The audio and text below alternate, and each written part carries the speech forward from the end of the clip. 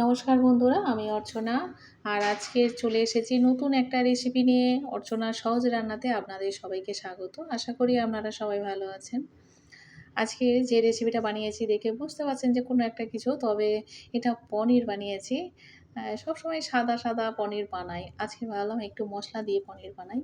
কিছু মশলা দিয়ে পনির বানিয়েছি। ১ম এ আমি ৩ টে লেবুগুলো খুব ছোট, তাই ভালো করে কেটে আগে ধুয়ে নিয়েছি। কেটে রস বের করে আবার ছেঁকেও নিয়েছিলাম।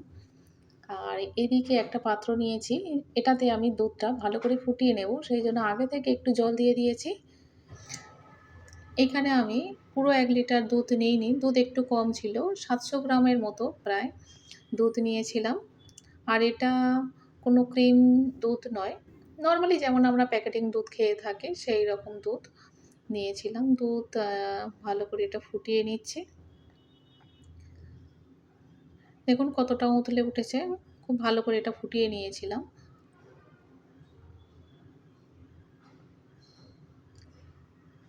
আর এটা খুব ভালো করে নাড়তে হবে। যেহেতু এটা ফুটতে, ফুটতে চারিদিক কেমন এটা লেগে যায়, একটা স্পট পড়ে যায়। এটা যাতে না লেগে থাকে ভালো করে নাড়তে হবে। আর এইগুলো ভালো করে চামচ দিয়ে নেড়ে, নেড়ে আর দুধের সাথে মিশিয়ে দিতে হবে। আর এদিকে কিছু মশলা নিয়েছি, যেমন জিরে, গোটা জিরে ১ চামচ নিয়েছি, জিরা গুঁড়ো, আর নিয়েছি চিলি ফ্লেক্স আর অরিগ্যানো ১ চামচ করে নিয়েছি। নিয়ে দুধের মধ্যে দিয়ে দিলাম।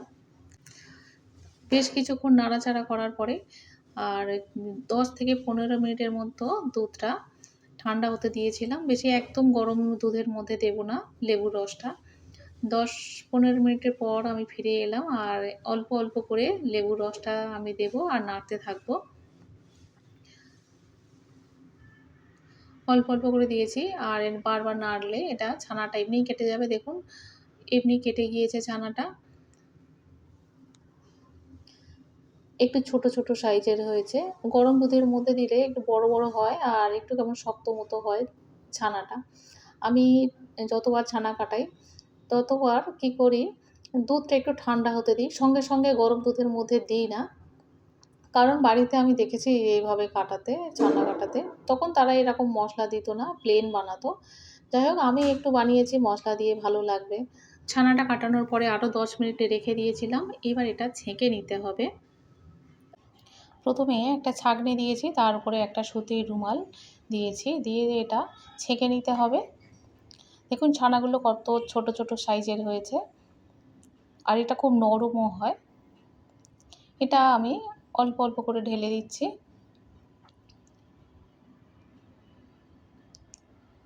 এবার এটা জল ঝরাতে দেব।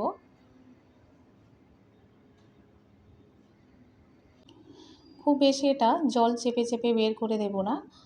এমনি যা বেরোবে আর একটু চামচ দিয়ে হালকা প্রেস করে আমি এটা জলটা বের করে দিয়েছি।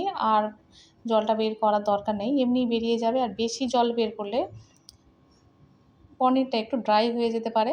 আর এটা জলটা যা বেরিয়েছে, বেরিয়েছে। এবার ঠান্ডা জল দিয়ে, প্লেন জল দিয়ে এটাকে ভালো করে ধুয়ে নেব।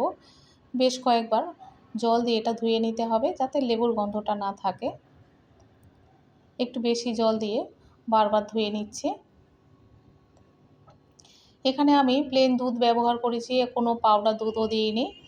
শুধু একরকম দুধ দিয়ে কত সুন্দর নরম পনির বানাতে পারবো। প্লেন জল দিয়ে ধোয়ার পরে যা জল বেরিয়েছে, আর বেশি জল বের করার চেষ্টা করব না। এবার এখানে একটা বড় সাইজের ছাঁকনি নিয়েছি, এর উপরে আমি পনিরটা বানাবো। এবারে এর মধ্যে একটা নোড়া, শিলের নোড়া দিয়ে দিলাম। যেহেতু খুব বেশি পনির নয় আর অত বড় একটা শিল চাবানোর কোনো প্রয়োজন নেই। এটা তো অনেকটাই ভারী। আর ২ থেকে ২.৫ ঘন্টা পর আমি ফিরে এলাম। চাপিয়ে রেখেছিলাম নোড়াটা দিয়ে। যাই হোক, দেখুন কত সুন্দর পনিরটা হয়েছে। এটা রুমালের একটা দাগ। আমি যেহেতু একটু ভালো করে বেঁধে রেখেছিলাম, সেই জন্য একটু অসমান হয়েছে। কত সুন্দর দেখতে লাগছে। এটা আমি কেটে দেখাবো কত সুন্দর হয়েছে। আর খুব নরমও হয়েছিল। রুমালটা বাঁধার জন্য অসমান হয়ে গিয়েছে। দেখতে খুব সুন্দর লাগছে।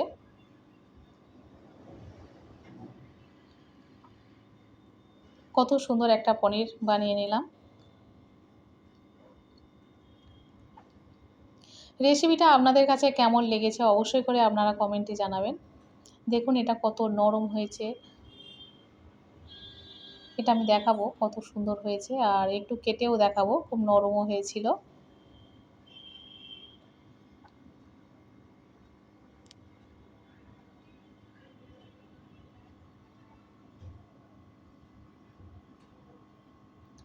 একটু কেটে দেখাচ্ছি, খুব সুন্দর নরমও হয়েছিল।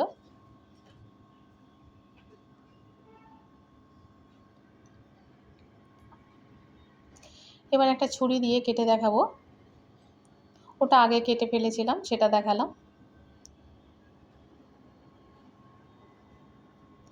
এই ধরনের পনির আশা করি দোকানে হয়তো পাওয়া যাবে না। আমি যে জায়গাটা থাকি সেটা তো সেখানে তো পাওয়া যাবে না। আর এখানে পনিরের দাম প্রচণ্ড বেশি। তাই আমি পনির বাড়িতেই বানাই। কখনো প্লেন বানাই, আবার কখনো একটু মশলা দিয়ে বানাই। মশলা দিয়ে বানালে আমার মনে হয় একটু ভালো লাগে। খেতে বেশ একটা আলাদা রকমের স্বাদ আসে। কত নরম আর কত সহজে এটা কেটে নিতে পারলাম, আর কত সুন্দর দেখতেও হয়েছে।